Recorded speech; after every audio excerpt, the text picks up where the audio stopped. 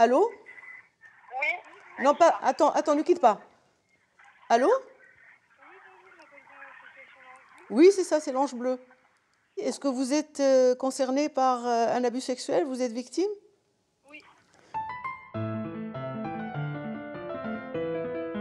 Je me suis contentée de développer au sein de l'Ange Bleu ce que je faisais le mieux, ce que je maîtrisais et ce que j'avais comme compétence, c'est-à-dire l'écoute des victimes et l'écoute des pédophiles.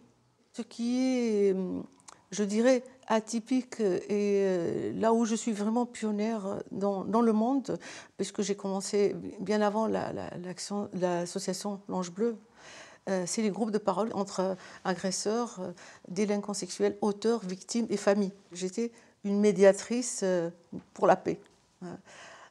J'ai développé ça au sein de l'Ange Bleu, mais en intégrant les pédophiles abstinents. Là, en revanche, j'ai créé des groupes de parole qui sont complètement différents. C'est-à-dire ce n'est pas l'auteur et sa victime, c'est le pédophile abstinent, le consommateur d'images et les victimes d'abus sexuels.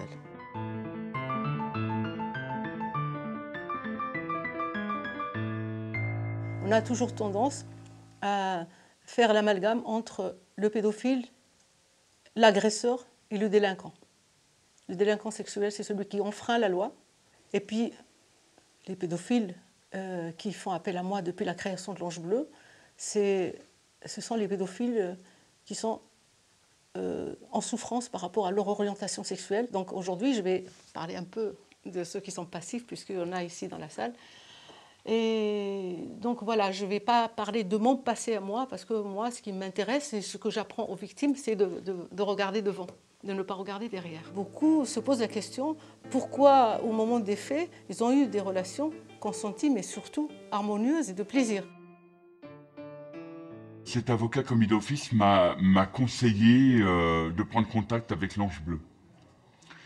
Et moi, j'ai écrit tout de suite. J'ai fait le nécessaire, j'ai écrit tout de suite parce que je voulais comprendre le pourquoi et le passage à l'acte que j'avais commis.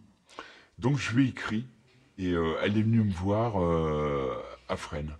Après, il y a eu un suivi pendant toute l'incarcération. Elle a toujours été présente, que ça soit avec moi, que ça soit avec ma victime, parce que j'en ai qu'une victime, hein, j'ai que ma belle-fille.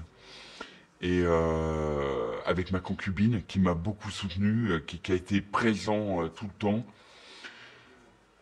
D'emmener la petite au parloir, c'était pas évident, donc elle a toujours été là. Lui, il a été condamné, donc, comme je disais, à 12 ans. Donc, je voudrais lui poser la question après, et vous pouvez lui poser la question, est-ce que l'incarcération a servi à quelque chose? Je dirais, est-ce que la durée a servi à quelque chose? Parce que parfois, c'est vrai que la prison, elle réveille. C'est pas un adolescent qui a porté plainte contre moi. Bien au contraire, il voulait absolument pas porter plainte contre moi. C'est quelqu'un avec qui je me suis occupé pendant quelques années parce que sa mère le délaissait complètement, on ne voyait absolument pas. Et on lui a dit textuellement, il faut quand même, je l'ai lu dans le rapport, il faut absolument porter plainte. Mais pourquoi truc? Mais si, parce que c'est une personne très dangereuse. Si tu portes pas plainte, tu deviens un peu complice, etc. Voilà, une personne qui voulait absolument pas porter plainte contre moi. J'ai eu vraiment un procès complètement à charge et en donnant des informations non seulement erronées, des mensonges qui étaient donnés et dans lesquels on ne peut absolument pas se battre. On ne peut rien dire.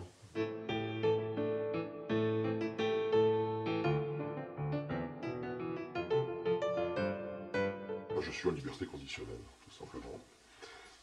Donc moi, mon problème, qu'est-ce que j'ai à résoudre par rapport à tout ce que j'ai à l'intérieur, c'est que en fait, je ne suis pas un violeur, je suis quelqu'un qui, en fait, arrive à construire avec mon cerveau et mes émotions une situation où je me dis c'est super bon pour l'éducation de ce garçon que d'apprendre des choses sexuelles par rapport avec moi. Vous étiez jeune, parfois même 8 ans, 9 ans, c'est ça qui me choque. 8 ans, 9 ans, des relations avec des adultes où ils sont presque gênés de ne pas souffrir. Voilà. Ils me disent, je suis pas dans le même registre, je ne suis pas dans la même image qui est brossée par les victimes. Est-ce que je suis normale? Je dis oui. Et ce que je vous demande vraiment, enfin je ne suis pas là pour vous donner, mais Enfin, c'est pas une image, quoi. Il n'y a pas qu'une image, quoi. Derrière, il y a... Moi, j'avais 9 ans, quoi. 9 ans, une fellation, une pénétration, et pris en photo, et ça se trouve, la photo, à mes 9 ans, je suis sûr que j'ai pas pleuré, j'ai pas crié, et peut-être, je vais oser le dire, mais peut-être qu'à mes 9 ans, j'ai même peut-être pris un petit plaisir. D'accord? J'ai peut-être pris un plaisir. Parce que j'ai pas crié, j'ai pas... Mais seulement, c'est moi qui étais sur la photo. C'est réel, cette scène, elle est réelle. Donc quand vous regardez les photos, faut pas vous dire c'est qu'une photo. Non, déjà vous regardez un enfant, quoi. Remplacez le mot photo par enfant déjà. Quand vous dites je vais sur mon ordinateur regarder des photos. Non, je vais sur mon ordinateur regarder des enfants. D'accord? Et ces enfants, ils existent. Je n'aime pas trop les rétroviseurs. Voilà, j'aime bien le pare-brise devant pour regarder devant et c'est ce que j'apprends aux anciennes victimes.